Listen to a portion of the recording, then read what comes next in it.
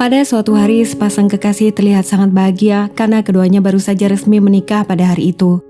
Tapi yang mengejutkan, pada keesokan harinya, si pengantin wanita ditemukan meninggal dunia dalam keadaan tergantung di dalam kamar. Apa yang sebenarnya terjadi? Mari kita langsung saja masuk pokok pembahasan video ini.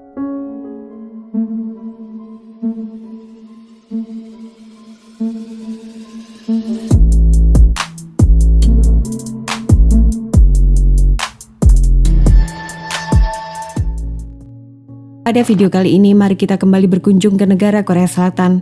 Seperti yang kita tahu, negara satu ini adalah satu dari sedikit negara di dunia yang masih memberlakukan wajib militer kepada warga negaranya. Semua ini disebabkan karena adanya ancaman keamanan dari negara tetangga mereka, Korea Utara. Dua negara satu rumpun ini pernah terlibat perang antara tahun 1950 sampai 1953 dan hingga kini belum benar-benar berdamai.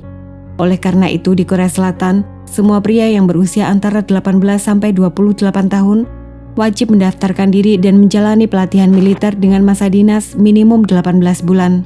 Peraturan ini diterapkan tanpa memandang status ekonomi dan latar belakang orang tersebut. Semua artis atau penyanyi terkenal sekalipun harus tetap ikut wajib militer. Sementara itu untuk kaum perempuan, mereka dibebaskan bergabung atas kemauan sendiri. Dan dari sekian banyak warga Korea yang ingin menjadi tentara, ada seorang gadis bernama Lee Yi-ram. Yi-ram lahir pada tanggal 27 April 1998 dan memiliki seorang kakak laki-laki yang berusia beberapa tahun lebih tua darinya. Yi-ram dikenal sebagai gadis periang dan selalu meramaikan suasana dimanapun dia berada. Bila teman-teman seusianya masih tidak tahu ingin menjadi apa suatu hari nanti, berbeda dengan Yi-ram. Dia sejak kecil sudah bercita-cita ingin menjadi seorang tentara. Dan ketika ditanya mengapa, Yi-ram selalu menjawab karena dia ingin melindungi negara dan keluarganya. Oleh karena itu, untuk mewujudkan cita-citanya, Yi-ram meneruskan pendidikan di Sekolah Menengah Kejuruan Penerbangan yang disponsori oleh Angkatan Udara. Singkat cerita, pada tahun 2017 setelah lulus dari sekolah kejuruan, Yi-ram langsung diterima bergabung menjadi tentara Angkatan Udara Korea Selatan.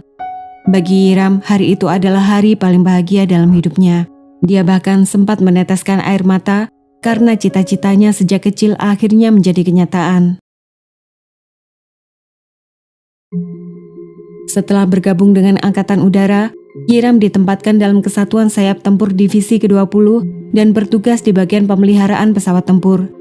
Divisi yang berada di kota Seosan ini didirikan sejak tahun 1996 dan pernah ikut berpartisipasi beberapa kali dalam latihan tempur gabungan dengan tentara Amerika Serikat. Singkat cerita, pada tanggal 1 Juli 2020, Yi-ram akhirnya dipromosikan menjadi sersan bersama beberapa teman seangkatannya yang lain. Ketika semua orang mengira kehidupan dalam militer sepertinya baik-baik saja, banyak orang tidak tahu budaya patriarki yang masih mengakar kuat di Korea Selatan membuat tentara wanita selalu mendapat diskriminasi dan dianggap remeh dalam kesatuan. Dan mimpi buruk yang sering mereka alami adalah pelecehan seksual yang dilakukan oleh para tentara pria. Demikian yang terjadi pada Yi-ram. Para tentara pria dalam kesatuannya sering bergurau hal-hal yang berbau seksual dan menggodanya di depan banyak orang. Meskipun pada awalnya sempat merasa risih dan tersinggung, tapi dengan berjalannya waktu, Yi-ram mulai terbiasa dengan kondisi yang ada. Kebetulan pada saat itu, Yi-ram sudah memiliki kekasih dan sudah berencana menikah dalam waktu dekat. Pada suatu hari, tepatnya tanggal 2 Maret 2021, seorang tentara pria yang menjabat sersan kepala tiba-tiba memanggil Yi-ram masuk ke dalam mobil dan mengajaknya pergi keluar makan malam bersama dengannya. Yi-ram langsung berusaha menolak karena dia tahu biasanya acara makan-makan selalu disambung dengan minum-minuman keras. Tapi ketika melihat wajah atasannya berubah marah, Yi-ram akhirnya terpaksa menerima ajakan makan malam itu. Sekitar pukul 7 malam, mereka kemudian pergi ke sebuah restoran di tengah kota. Para tentara itu sebenarnya telah melanggar aturan protokol kesehatan pemerintah yang melarang lebih dari 4 orang berkumpul di tempat umum karena sedang masa pandemi. Dalam acara makan-makan tersebut, ada 5 orang yang datang dan Yi-ram satu-satunya perempuan di dalam ruangan itu. Dan dari semua yang hadir, ada satu pria yang sangat dibenci Yi-ram karena dia terkenal sebagai tukang bully dan sering menggoda Yi-ram dengan kata-kata vulgar di depan banyak orang. Pria itu bernama Jang Jungsa.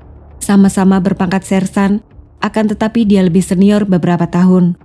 Sama yang terjadi pada malam itu, Jang selalu bergurau hal-hal yang berbau porno dan terus menyuruh Yiram menghabiskan minumannya. Setelah acara makan malam selesai, mereka berlima pulang dengan menggunakan satu kendaraan. Ketika satu demi satu sampai di tempat tinggalnya dan turun dari mobil, Jang yang duduk di sebelah Yiram langsung memanfaatkan keadaan. Tangannya mulai gerayangan kemana-mana dan berusaha mencium Yiram secara paksa. Meski Yiram sudah berusaha menepis dan melawan, tapi dia kalah kuat dan tidak berdaya sama sekali. Pada akhirnya selama perjalanan pulang itu, Yiram harus menderita pelecehan seksual selama hampir 20 menit sebelum tiba di tempat tinggalnya. Yiram hanya bisa menangis ketika turun dari mobil. Tidak berapa lama kemudian, Jang juga minta diturunkan di daerah dekat sana dan setengah berlari menghampiri Yiram yang sedang berjalan kaki menuju mes. Pada awalnya Jang mohon maaf dan meminta Yiram tidak melaporkan apa yang baru saja terjadi karena dia takut dicopot dari kesatuan. Saat Yiram menolak, Jang langsung emosi dan mengeluarkan kata-kata kasar. "Dasar perempuan munafik, semua orang sudah tahu kalau kamu sebentar lagi akan menikah dan pasti sudah tidak perawan. Jadi apa masalahnya? Lapor saja kalau berani." Setelah tiba di mes, Yiram hanya bisa menangis dan tidak tidur hingga pagi hari. Keesokan harinya, Yiram langsung mendatangi sersan kepala untuk melaporkan kejadian yang dia alami semalam. Karena sadar acara keluar makan malam itu melanggar aturan protokol kesehatan pemerintah dan bisa menyebabkan dirinya bermasalah, sersan kepala malah berkata bahwa hal-hal seperti itu biasa terjadi dan tidak perlu dibesar-besarkan karena nanti akan membuat malu institusi angkatan udara. Dari sini Yiram akhirnya tahu bahwa dia tidak bisa berharap banyak dari kesatuannya. Mobil yang dikemudikan pada malam itu ternyata memiliki kamera dashcam dan merekam semua yang terjadi dalam mobil. Setelah mendapatkan bukti tersebut, Yiram segera mendatangi polisi militer dan membuat pengaduan resmi mengenai apa yang terjadi pada dirinya sambil menyerahkan bukti rekaman kamera dashcam.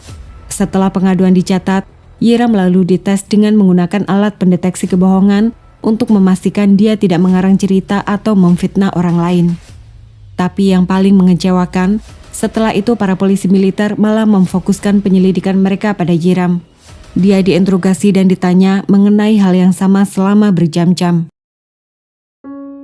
Pada tanggal 17 Maret 2021, 15 hari berlalu sejak kejadian malam itu, Jang Jungsa baru pertama kali dipanggil untuk dimintai keterangan. Ketika ditanya mengenai apa yang terjadi, Jang hanya menjawab santai bahwa dirinya mabuk karena minum sangat banyak dan tidak ingat apa-apa. Setelah interogasi itu, Jang masih bebas bertugas seperti biasa dan tidak mendapatkan sanksi apa-apa. Mendapat kenyataan itu, Yiram mulai ragu apakah keadilan bisa ditegakkan. Dia akhirnya berinisiatif mengambil cuti untuk menenangkan diri.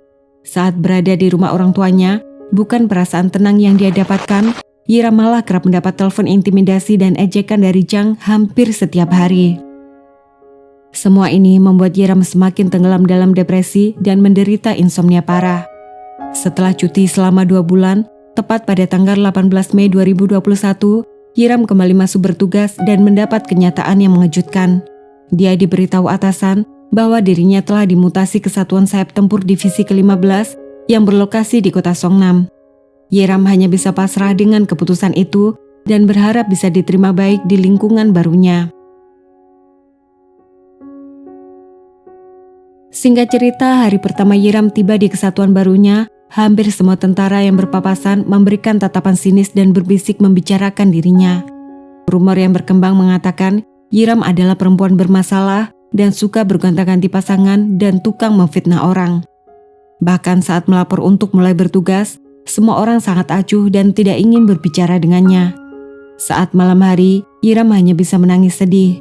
Dia tidak mengerti salah apa yang telah dia perbuat sampai semua orang memusuhinya.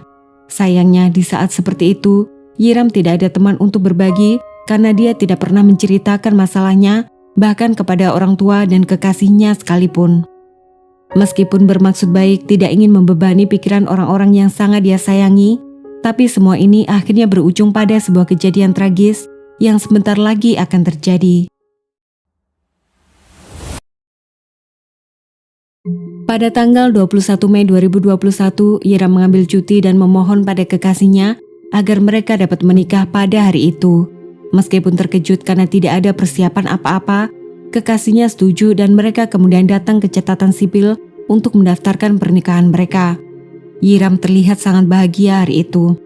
Keduanya lalu merayakan hari pernikahan mereka dengan makan malam romantis di sebuah restoran. Setibanya di rumah, Yiram sempat meneteskan air mata saat melepaskan suaminya pergi berangkat tugas shift malam. Sekitar tengah malam, Yiram sempat mengirim sebuah pesan mengutarakan perasaan sayang pada suaminya. Saat pagi hari, suami Yiram tiba di rumah, dan ketika membuka pintu kamar, dirinya hampir jatuh pingsan dan menangis ketika melihat istrinya sudah dalam keadaan tidak bernyawa, tergantung di dalam kamar. Dia baru mengerti apa yang sebenarnya terjadi setelah membuka ponsel istrinya. Dari dalam ponsel ditemukan sebuah rekaman video beberapa jam sebelum istrinya ditemukan meninggal. Di video itu terlihat Yiram berusaha mengatur ponsel dan merekam pengakuan apa yang sebenarnya terjadi pada dirinya. Yiram terlihat sangat sedih dan terus meneteskan air mata. Pesan terakhir yang diucapkannya adalah sebagai berikut. Dengan melakukan ini, aku berharap orang-orang itu akan dihukum. Mereka telah bersama-sama menutupi kebenaran dan menyuruh aku untuk diam. Sekarang tubuhku sangat kotor dan semua karena perbuatan si pelaku. Yiram yang masih berusia 23 tahun pada saat itu telah pergi untuk selamanya. Dia mengorbankan hidupnya agar suaranya didengar dan berharap keadilan dapat ditegakkan. Berita mengenai kepergian Yiram membuat hati kedua orang tuanya hancur berkeping-keping. Mereka tidak pernah menyangka anak yang mereka sangat sayangi itu harus pergi dengan cara begitu tragis. Sayangnya kasus ini tidak terlalu mendapat perhatian para petinggi militer. Mereka bahkan terkesan menutup-nutupi apa yang sebenarnya terjadi. Melihat kenyataan itu, pihak keluarga mengambil keputusan untuk mengawetkan jasad Yiram dalam ruangan pendingin dan menunda acara penguburan sampai keadilan ditegakkan. Ayah Yiram bahkan berdemo di depan kantor Kementerian Pertahanan dan menyebarkan berita mengenai anaknya di sosial media. Dalam waktu 2 hari, berita ini langsung viral. Lebih dari 400.000 warga masyarakat menandatangani sebuah petisi untuk mendesak pemerintah turun tangan menyelesaikan kasus ini sampai tuntas. Moon Jae-in, Presiden Korea Selatan yang sedang menjabat pada saat itu, bahkan sempat menemui orang tua Yiram untuk mengucapkan turut berduka cita. Setelah itu, Presiden Moon memberikan pernyataan publik dan mendesak Kementerian Pertahanan untuk menyelesaikan kasus ini secepatnya dan menghukum para pelaku yang bersalah. Beberapa hari kemudian setelah dilakukan penyelidikan intensif, Jang Jung-sa bersama sersan kepala resmi ditahan oleh polisi militer. Mereka berdua mengaku bersalah dan menceritakan apa yang sebenarnya terjadi. Pada tanggal 17 Desember 2021, pengadilan akhirnya memutuskan Jang Jung-sa bersalah dan dijatuhi hukuman 9 tahun penjara. Tim pengacara Jang lalu melakukan banding dan 6 bulan kemudian, Pengadilan Tinggi Militer merubah vonis hukuman menjadi 7 tahun penjara. Pengurangan masa hukuman itu dilandasi dengan pertimbangan bahwa hukuman sebelumnya dirasa terlalu berat dan Yiram diduga telah menderita gangguan psikologis sehingga mengambil keputusan ekstrim untuk mengakhiri hidupnya sendiri. Keputusan tersebut sangat melukai hati keluarga Yiram.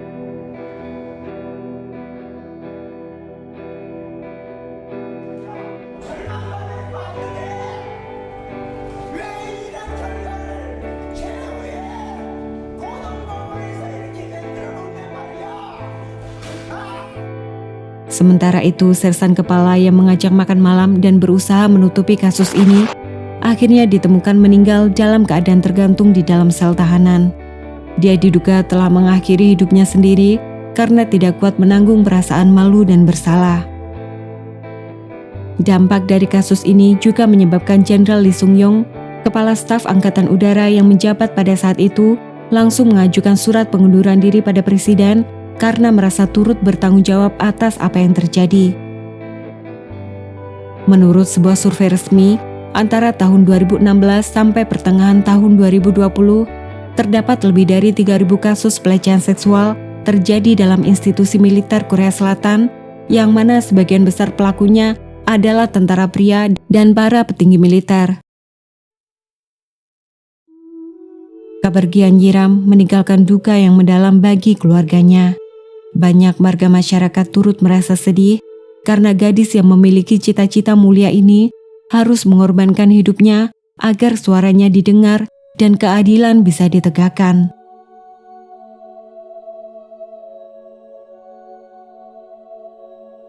Oke everyone, sampai di sini dulu cerita kali ini. Terima kasih sudah menonton dan sampai jumpa di pembahasan yang lain.